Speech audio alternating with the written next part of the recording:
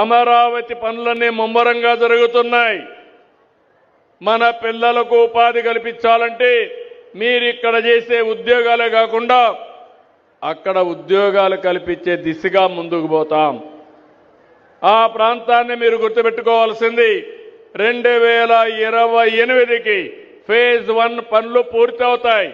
ప్రపంచంలోని ఒక సుందరమైన నగరంగా అమరావతిని తీర్చిదిద్దే బాధ్యత మేము తీసుకుంటాం.